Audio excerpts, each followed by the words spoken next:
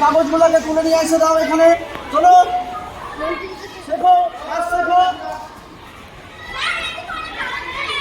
কাগজগুলো এই কটা কাগজ, 3-4টা কাগজ নিয়ে আসো তাড়াতাড়ি। ব্যাস নিয়ে চলে আসো।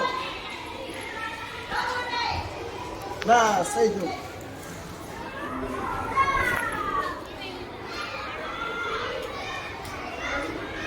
এখানকার তো আগুন নিভে গেছে।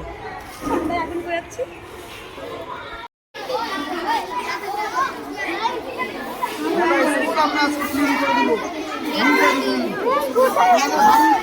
বাড়ি পরিষ্কার করো তোমরা, বাড়ি ঝাড় দাও না। বিদ্যালয় হচ্ছে বাড়ির থেকেও সুন্দর হবে। এটা একটা বড় বাড়ি, এটা তোমার সেকেন্ড হোম।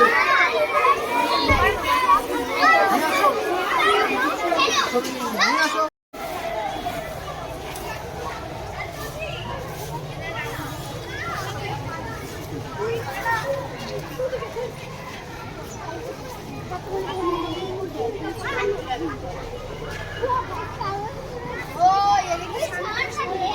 নোংরা আবর্জনাকে পুড়িয়ে দিতে হয়।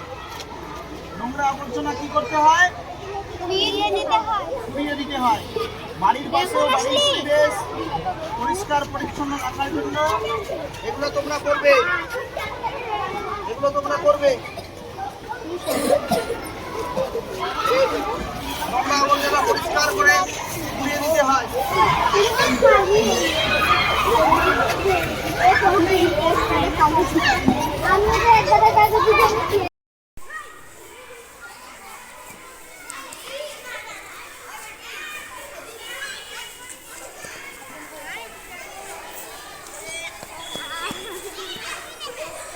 বিদ্যালয়ের স্বচ্ছতা অভিযানে ছাত্রছাত্রীরা সবাই স্কুলের প্রিমিসেসটাকে পরিষ্কার করছে। এই মনে তোমরা একটা কাজ করো তো, একটা করে কাগজগুলোকে ভাগ দিতে হবে। কাগজগুলোকে তুলে ডাস্টবিনে ফেলো। মানের কাগজ ডাস্টবিনে ফেলো।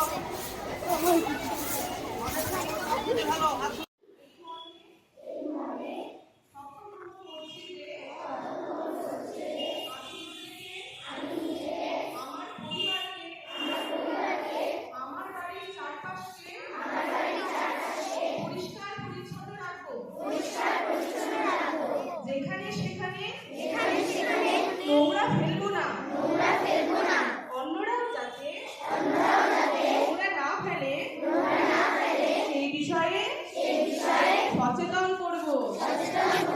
আমি কখনোই খোলা জায়গায় মলমূত্র ত্যাগ করব না। অন্য কেউ এই বিষয়ে সচেতন করব। আমি খাওয়ার আগে এবং মলমূত্র ত্যাগ করার পরে নিয়ম মেনে সাবান দিয়ে হাত ধোবো। আমি বিশুদ্ধ জল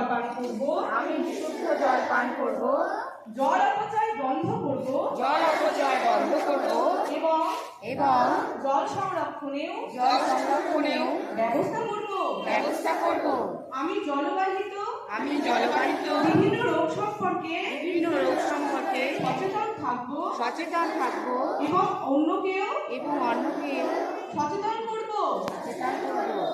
আমি আমি একবার ব্যবহারযোগ্য প্লাস্টিক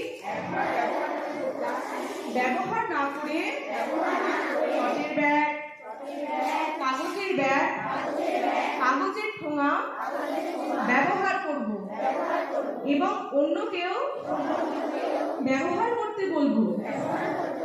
আজকের এই শপথ যা আমি গ্রহণ করলাম তা অন্যকেও গ্রহণ করতে অনুরোধ করব।